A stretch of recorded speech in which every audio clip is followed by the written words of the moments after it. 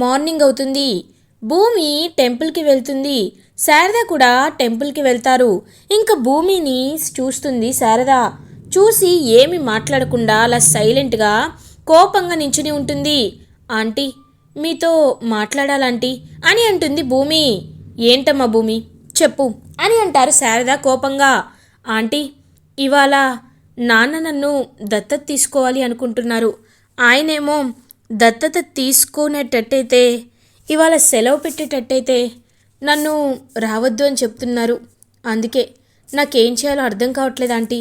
మీరే నన్ను ఉద్యోగంలో నుండి తీయకుండా ఆయన చేసేలా చూడాలంటీ, ప్లీజ్ ఆంటీ అని అంటుంది పాపం భూమి. చూడు భూమి, నీకు మీ నాన్న ఎంత ఇంపార్టెంటో నా కొడుక్కి క్రమశిక్షణ అంతే ఇంపార్టెంట్. నువ్వు ఎంతైనా చెప్పు, అది నీ సమస్య. అయినా నాకు ఒకటి అర్థం కావట్లేదు, నువ్వు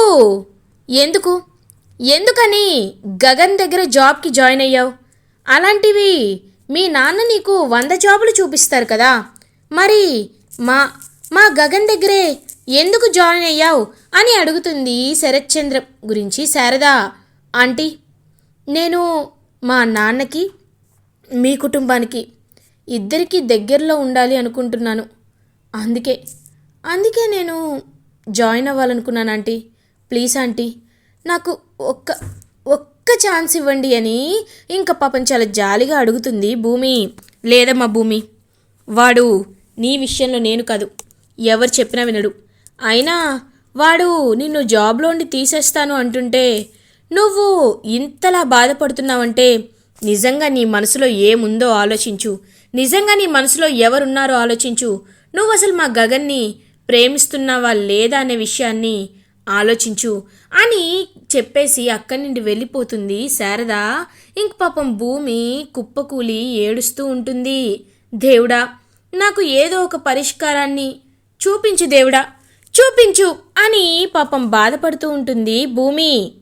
ఇది ఇలా ఉండగా శరత్చంద్ర ఇంట్లో శరత్చంద్ర భూమి దత్తత కార్యక్రమం అయితే ఇంకా జరుగుతూ ఉంటుంది. అన్ని పనులు ఇంకా అందరూ చాలా హ్యాపీగా చూసుకుంటూ ఉంటారు.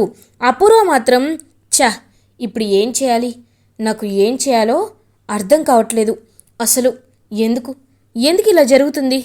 నేను ఎలా అయినా ఆపాలి అనుకున్నాను, కానీ ఆపలేకపోతున్నాను. ఇప్పుడు బావతో మాట్లాడితే బావ మళ్ళీ అరుస్తాడు, మాపై బావకి అనుమానం వస్తుంది. లేదు, అలా జరగకుండా ఉండాలంటే నేనిప్పుడు ఏం చేయాలి అని ఆలోచిస్తూ ఉంటుంది అపూర్వ. అప్పుడే ఇంకా పాపం ఇది ఇలా ఉండగా భూమి తన రూమ్లో రెడీ అవుతూ ఉంటుంది. ఇంకా భూమి రెడీ అవుతూ ఇప్పుడు ఏం చేయాలి, నేను నాన్నతో దత్తత కార్యక్రమంలో కూర్చోవాలి, లేకపోతే ఆయనతో ఆఫీస్కి వెళ్ళాలి.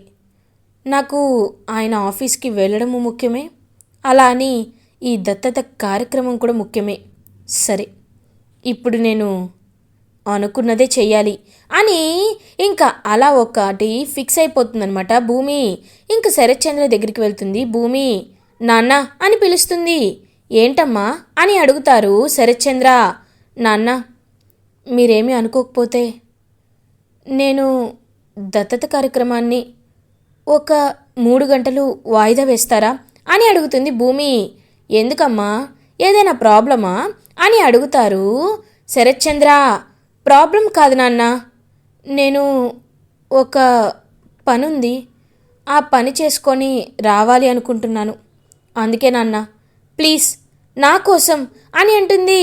సరేమ్మా, నువ్వు ఇంతలా ఇబ్బంది పడేలా అయితే నేను అస్సలు సహించలేను. ఏదైనా ప్రాబ్లం ఉంటే నాకు చెప్పు, లేకపోతే ఏం పర్లేదు అని అంటారు.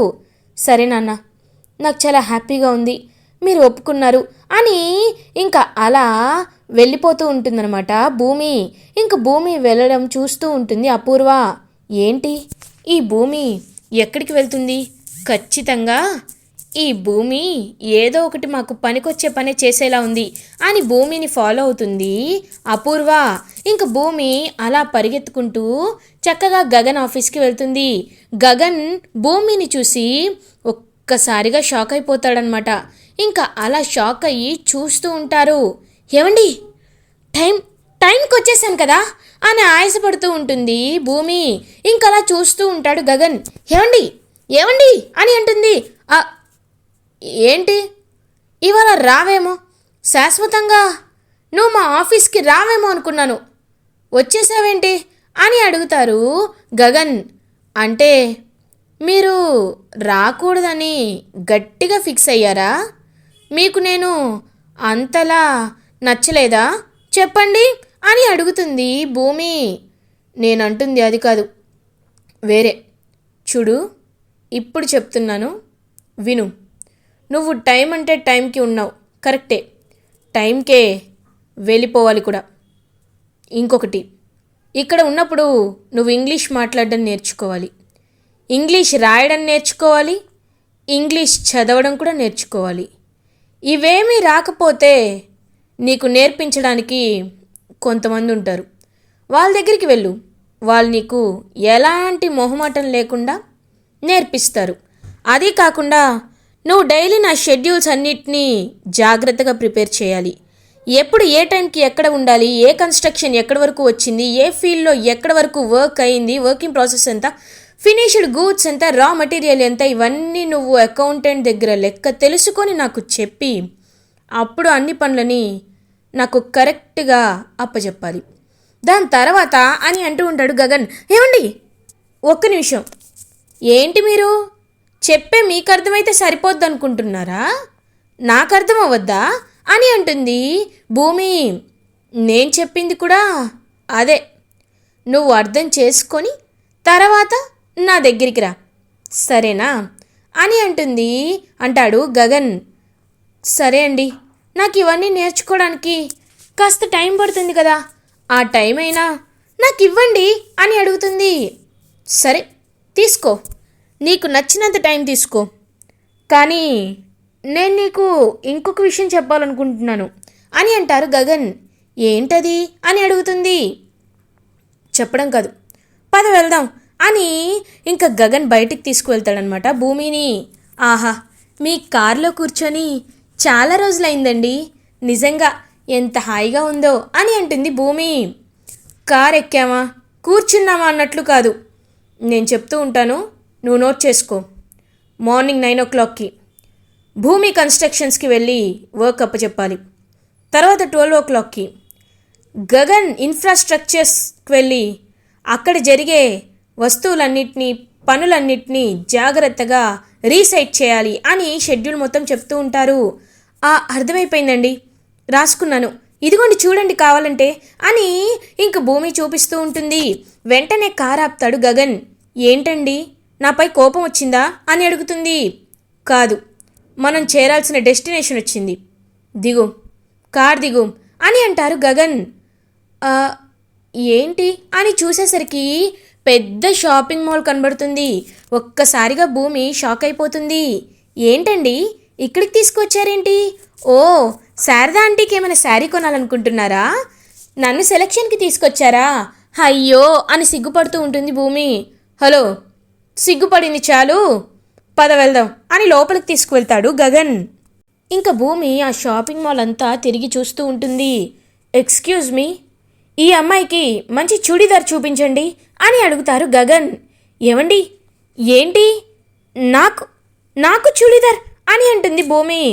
అంత ఎగ్జైట్ అవ్వద్దు, నేను నీకోసం కావాలని ఫ్రీగా ఏమి ఇవ్వటం లేదు, నీ జీతంలో కట్ చేసుకుంటానులే.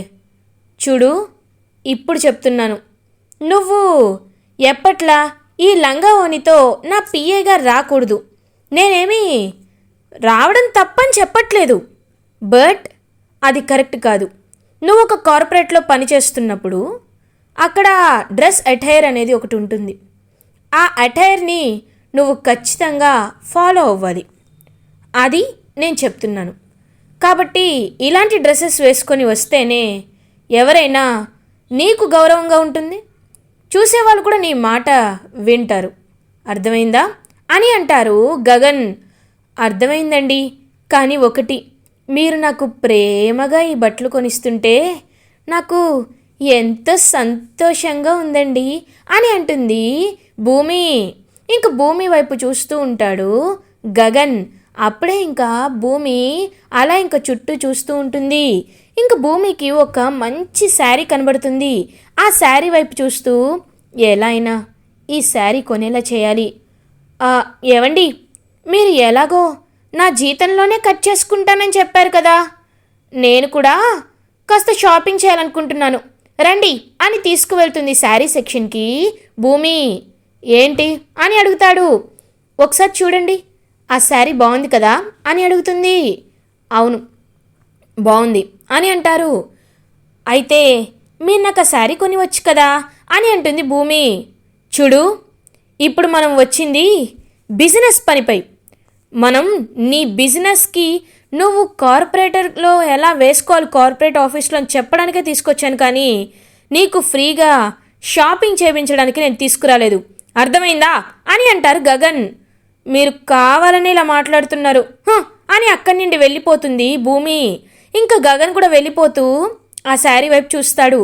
భూమి చెప్పిన మాటల్ని గుర్తు చేసుకుంటారు. సేల్స్ మ్యాన్, ఆ శారీని కూడా ప్యాక్ చేయండి అని చెప్తారు. ఇంకా గగన్ ఓకే సార్ అని చెప్పి ఇంకా అలా పాపం వెళ్ళిపోతారు అనమాట. అలా ఇంకా గగన్ ఇంకా షాపింగ్ కరెక్ట్గా మొత్తం బిల్డింగ్ అయినప్పుడు ఆ శారీ కూడా ఉంటుంది భూమికి. ఇంకా చాలా హ్యాపీగా ఫీల్ అవుతుంది అనమాట భూమి. ఏమండి, నాకు తెలుసు మీరు నేను ఏం అడిగినా కొనిస్తారని, థ్యాంక్ యూ అండి అని గగన్ని హక్ చేసుకుంటుంది భూమి. గగన్ ఒక్కసారిగా షాక్ అయిపోతారు. సరే రా వెళ్దామని చెప్పి ఇంకా అలా కరెక్ట్గా గగన్ కార్ ఎక్కేలోపు భూమి పక్కన చూసేసరికి భూమి ఉండదు. హేయ్ భూమి, భూమి, భూమి, ఎక్కడ భూమి? ఇదేంటి భూమి కనిపించట్లేదు? ఓ మై గాడ్, అసలు తన్ని ఏమనుకోవాలి అని కోపంగా ఆఫీస్కి వెళ్ళిపోతాడు గగన్. ఇది ఇలా ఉండగా భూమి ఇంకా అలా దొంగతనంగా తన కిటికీలో నుంచి తన రూమ్లోకి వచ్చేస్తుంది. ఇంకా అపూర్వ అప్పుడే భూమిని చూస్తూ ఉంటుంది. ఒక్కసారిగా అపూర్వని చూసి షాక్ అయిపోతుంది భూమి. వావ్, బాగుంది భూమి, చాలా బాగుంది. మీ నాన్నకు అబద్ధం చెప్పి ఆ గగన్ గారిని కలవడానికి వెళ్ళావా? షాపింగ్ చేసొచ్చి ఇప్పుడు మళ్ళీ ఇంటికి తిరిగి వచ్చేసావా? వావ్, నీలాంటి యాక్టింగ్ ఇన్ని రోజులు నేను నేర్చుకోలేకపోయాను. నాకు దొరక్క మంచి అవకాశం ఇచ్చావు. ఇప్పుడు చూడు, నిన్ను ఈ క్షణమే బయటికి ఎలా గెంటేస్తానో అని అంటుంది అపూర్వ. ఓ అవునా మమ్మీ, అయితే గెంటే చూద్దాం అని అంటుంది భూమి. ఒక్కసారిగా షాక్ అయిపోతుంది అపూర్వ. ఏంటి ఇలా మాట్లాడుతుంది, భయపడట్లేదేంటమ్మాయి అని అడుగుతుంది గోరింటాకు పిన్ని. మీరు నన్ను భయపెట్టాలని చూస్తే నేను మిమ్మల్ని భయపెడతాను అపూర్వ మమ్మీ. ఏంటి, నాకే నిజం తెలియదు అనుకుంటున్నారా? ఆ రోజు గగన్ గారిని మీరు బ్రతిమలాడడం నేను నా కళ్ళారా చూశాను. గగన్ గారు మిమ్మల్ని వదిలేమని, నక్షత్ర గగన్ గారిని ప్రేమించట్లేదని మీరు చాలా బ్రతిమలాడారు. ఆయన మంచివారు కాబట్టి వదిలేశారు. కానీ ఒకటి మాత్రం నిజం, చూడండి, గగన్ గారు మంచివారు కాబట్టి నక్షత్ర గురించి బయట పెట్టట్లేదు. ఒకవేళ పెట్టేస్తే తర్వాత ఏం జరుగుతుందో మీకు బాగా తెలుసు. అదనే కాదు, నిన్న మీరు గగన్ గారి దగ్గరికి వెళ్ళారు కదా, అదంతా కూడా నాకు తెలుసు అపూర్వ మమ్మీ అని అంటుంది భూమి. ఇంకా ఒక్కసారిగా అపూర్వ అండ్ గోరింటాకు పిన్ని ఇద్దరు షాక్ అయిపోతారు. ఏంటి, నీకు తెలుసా అని అంటుంది గోరింటాకు పిన్ని. అవును గోరింటాకు, నాకు బాగా తెలుసు. నిన్న నేను కూడా మీతో పాటే ఫాలో అయ్యాను. గగన్ గారిని నక్షత్రాన్ని పెళ్లి చేసుకోమని అడగడం నేను చూసేశానుగా. ఈ విషయాన్ని నేను డైరెక్ట్గా వీళ్ళ నాన్నతో చెప్పాననుకో, ఒక్క రోజులో ఆగిన నక్షత్ర చావు కన్ఫర్మ్ అయిపోతుంది. ఏంటి, ఓకేనా? చెప్పండి, చేయమంటారా అని అడుగుతుంది. వద్దులే అమ్మాయి, ఈ అమ్మాయి గురించి తర్వాత చూసుకుందాంలే, కానీ నీ కూతురు ప్రాణాలే నీకు ముఖ్యమమ్మాయి అని చెప్తుంది. ఇంకా అలా నక్షత్ర గురించి గోరింటాకు పిన్ని ఇంకా కోపంగా చూస్తూ ఉంటుంది అపూర్వ. నన్ను చూసింది చాలు మమ్మీ, వెళ్ళి దత్తత కార్యక్రమం గురించి ఆలోచించి దత్తత ఎలా చెయ్యాలి అని బాగా ఆలోచించుకో, సరేనా అని ఇంకా అలా పంపించేస్తుందనమాట.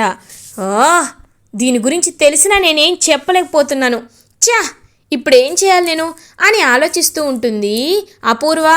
అమ్మాయి నువ్వు ఏమీ చేయలేవమ్మాయి, ఎందుకంటే ఆ పిల్ల నీకంటే పెద్ద ముదురులా ఉంది.